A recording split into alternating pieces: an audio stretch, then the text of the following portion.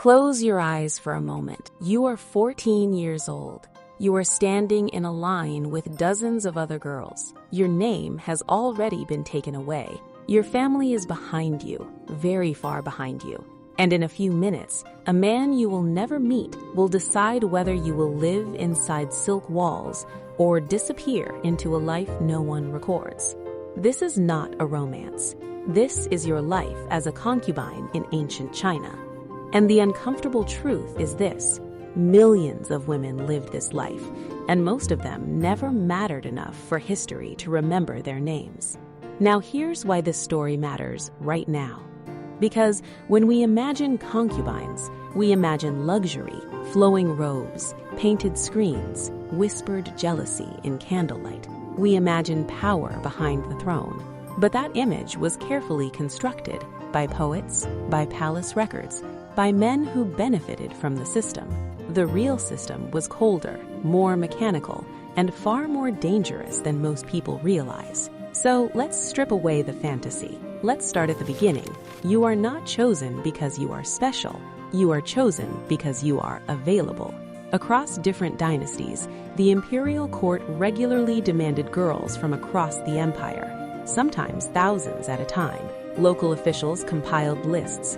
Families were inspected. Age, health, appearance, obedience. Personality was irrelevant. Intelligence was risky. If you were beautiful, your family might feel pride or terror, often both. Refusal was not really an option. Sending a daughter to the palace could elevate an entire clan or destroy it. Once selected, you were removed from normal life permanently. No marriage, no children of your choosing, no return home, even if you survived. From that moment on, your body no longer belonged to you. It belonged to the state. Training came next. You learned how to walk without sound, how to kneel without shaking, how to speak without revealing emotion. You memorized rules layered on rules, layered on silence. Who you could look at, when you could breathe, how low your eyes should fall. Mistakes were punished quietly, not with drama, with removal. A girl who broke protocol didn't get yelled at, she simply vanished from the records. Then came classification. This is where the system reveals its true nature. Concubines were ranked, rigidly, brutally. From high consorts with titles and servants, all the way down to women whose sole duty was to exist on standby. Most concubines would never meet the emperor. Let that sink in. They were locked inside the palace for life, yet never even seen. You could live 30, 40 years inside those walls and never once be summoned, never chosen, never acknowledged. And here's the irony. Being summoned was not a reward, it was a risk. Because pregnancy was both the greatest opportunity and the greatest threat.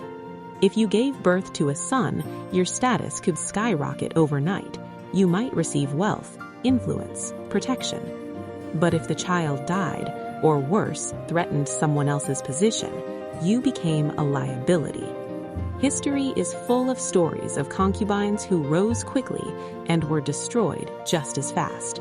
Poisoned food, illness, sudden demotion, house arrest inside a palace that already functioned as a prison. Power inside the harem was not soft power, it was survival politics. Every smile was measured, every alliance temporary, every gesture observed. And the emperor? He was not the center of your emotional life.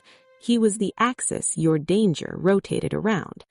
Because attention brought envy, envy brought danger, and danger often arrived disguised as kindness. Now let's talk about daily life. Yes, some concubines lived comfortably, fine clothes, warm rooms, educated attendants. But comfort is not freedom. You could not leave. You could not choose love. You could not age visibly without consequences. A concubine who grew older without favor did not retire. She was simply forgotten. Many spent decades performing rituals for an emperor long dead, serving the memory of a system that no longer needed them. Some were transferred to serve empress dowagers, others were sent to religious confinement. A few were allowed to die quietly, and almost none were allowed to decide their own ending. Here's a quiet absurdity. Entire palace complexes were filled with women forbidden from interacting with men, guarded by eunuchs, men stripped of family and legacy themselves. A city designed to prevent desire, and yet built entirely around it. Now contrast this with how concubines are remembered. Poems describe jealousy like perfume. Dramas show clever women manipulating empires behind silk curtains. But the truth is simpler. Most concubines had no leverage, no voice, no arc. They were administrative assets, their value depending on proximity to power, fertility, and silence. Even famous concubines we remember today survived because their stories served later political narratives. The countless others who didn't fit the story, erased. This system wasn't about love or even pleasure. It was about control of lineage. The state needed heirs. The emperor needed options. The court needed a way to manage reproduction without empowering women. Concubinage solved all three at enormous human cost. And the risks weren't just personal. Succession crises, palace coups, assassinations, entire dynasties destabilized by conflicts that began inside the harem. The inner court was not separate from politics, it was politics. So when we romanticize concubines, we're not just misunderstanding women's lives, we're misunderstanding how power really works. Because power doesn't always announce itself with armies.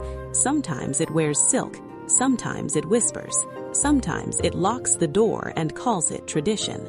Now here's the question that history doesn't answer cleanly. If you were born into that system, intelligent, aware, trapped, would you try to rise or would you try to disappear? And which choice would be more dangerous? That question haunted millions of women whose names we'll never know, and in some ways, it hasn't stopped haunting us.